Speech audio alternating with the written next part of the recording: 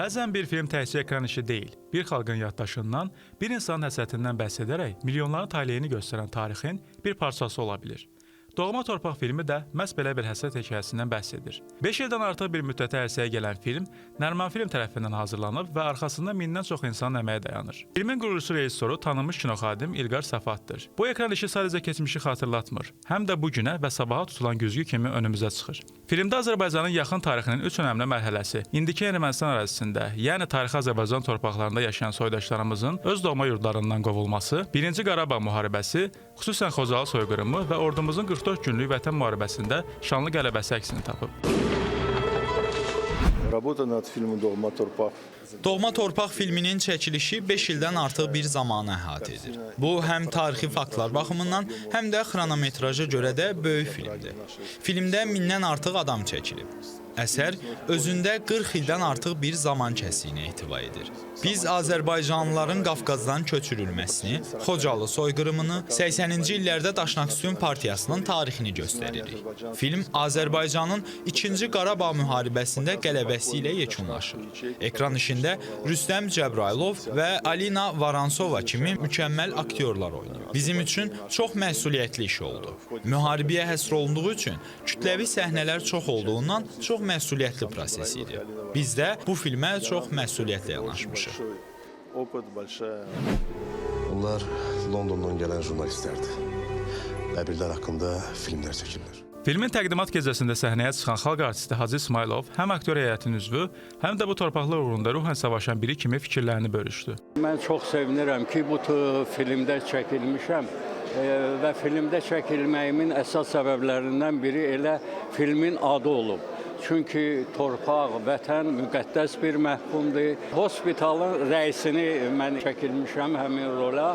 Amma çox mənə böyük ləzzət elədi ki, 90-cı illərdə, 80-70-ci illərdə Azərbaycan Film Kinostudiyasında çəkilən o filmlərin mən əhval-ruhiyyəsini hiss elədim. Tək ki, bu filmimiz sözün əsl mənasında uğurlu olsun. Çünki torpaq, vətən hamımız üçün müqəddəsdir.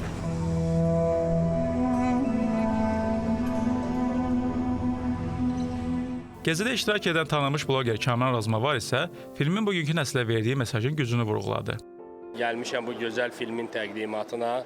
Ümidvaram ki, hamının xoşuna gələr və istərdim ki, Azərbaycanda belə filmlər daha çox çəkilsin. Hər il heç olmasa 4-5 film işıq üzü görsün və həm doğma dilimizdə, həm rus, həm ingilis, həm başqa dillərdə də bu filmlər çəkilsin, tək tərcümə olunmasın və bütün dünya görsün və eşitsin bizim 30 ilin fəryadımızı.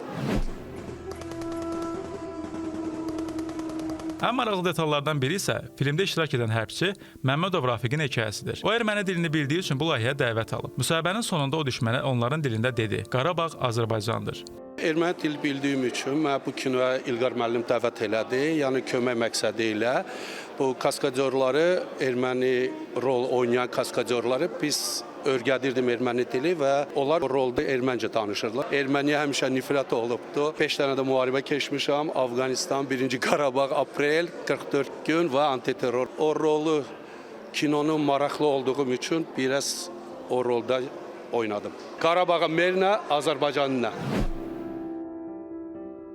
Filmdə bizi təsirləndirən bir başqa obraz da İbrahim Laçınındır. Cəmi 11 yaşı olanda bu filmdə anasından ayrılmış bir uşaq rolunu canlandırıb. Çəkiliş prosesi çox çətin olsa da maraqlı keçib. Kinoda mənim rolum kiçik Azərbaycanlı bir övlad idi. Fikirdə çatdırılmaq istəyən şey o idi ki, ananı baladan ayrılırlar. Orada ki, mənə işgəncələr falan verilir. Belə çox çətin idi çəkiliş vaxtı, çox soyuq idi. I hope he's still alive. He did save my life.